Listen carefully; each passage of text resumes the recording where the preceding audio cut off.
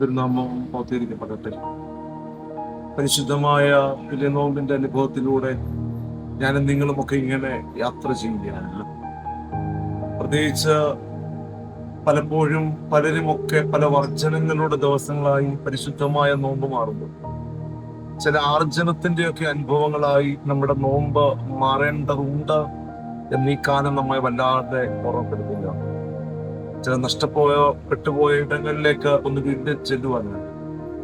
ദൈവികപരമായ ബന്ധങ്ങളിൽ നാം ഒത്തിരിയേറെ അകന്നിട്ടുണ്ടെങ്കിൽ അത് ചേർന്ന് നിൽക്കുവാനും ദൈവസ്വരൂപത്തിലേക്ക് വളരുവാനും ആ ബന്ധങ്ങളുടെ ഇഴയെടുപ്പങ്ങൾ കൂട്ടുവാനും ഒക്കെയുണ്ട്. വലിയ ആർജനത്തിന്റെ ദിനങ്ങളായി ഈ പരിശുദ്ധമായ നോമ്പ് മാറട്ടെ.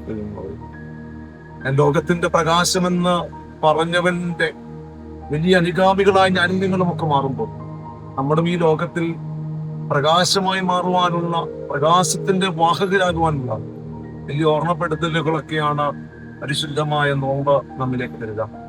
ജീവിതം പ്രകാശപൂരിതമാകുവാനുള്ള ഒരു ദിനങ്ങളായി പരിശുദ്ധമായ നോമ്പിന്റെ ദിനങ്ങൾ മാറട്ടെ എന്ന് പ്രാർത്ഥിക്കുകയാണ്. പ്രത്യേകിച്ച് പ്രകാശം, ദീപങ്ങൾ, എല്ലാ മതങ്ങളും എടുത്തു നോക്കിയാലും അതൊക്കെ ദൈവികപരമായ ചില പ്രതിരൂപങ്ങളാണ് നമുക്കറിയാവുന്നത്. പ്രകാശത്തിന്റെ ഉത്സവങ്ങൾ പോലും കൊണ്ടാടുന്ന ചില മതങ്ങളൊക്കെ ഉണ്ടെന്ന് എനിക്കറിയാം.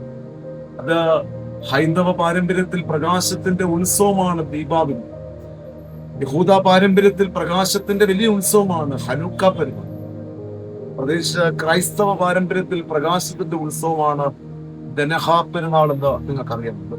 അതുകൊണ്ട് പ്രകാശത്തിന്റെ വാഹകനായി ലോകത്തിൽ പ്രകാശത്തിന്റെ അനുഭവങ്ങളായി മാറുവാൻ, പ്രകാശത്തിന്റെ വലിയ മക്കളാകുവാൻ ഈ പരിശുദ്ധമായ നോമ്പിന്റെ ദിനങ്ങൾ നമുക്ക് സാധ്യമാകട്ടെ എന്ന് മാറുകയാണ്. അവിടെയാണ് നോമ്പ് കൂടുതൽ കൂടുതൽ അർത്ഥപൂർണമാകുന്നത്, നോമ്പിന് കൂടുതൽ മിഴിവുമൊക്കെ എഴുതുവാനായിട്ട് സാധിക്കുന്നത്. അങ്ങനെ നേരിലുള്ള ഒരു നോമ്പാവട്ടെ, അങ്ങനെ പ്രകാശത്തിന്റെ ഒരു നോമ്പാവട്ടെ എന്ന് ആത്മാർത്ഥമായി പ്രാർത്ഥിക്കുകയും ആ പ്രകാശത്തിന്റെ വലിയ അനുഭവങ്ങൾ ഉത്ഥാനത്തിന്റെ പുലരിയെ കാണുവാനായിട്ട് സാധ്യമാകട്ടെ എന്ന് ആത്മാർത്ഥമായി പ്രാർത്ഥിക്കുന്നു. ദൈവനാമം മഹത്വീകരിക്കട്ടെ.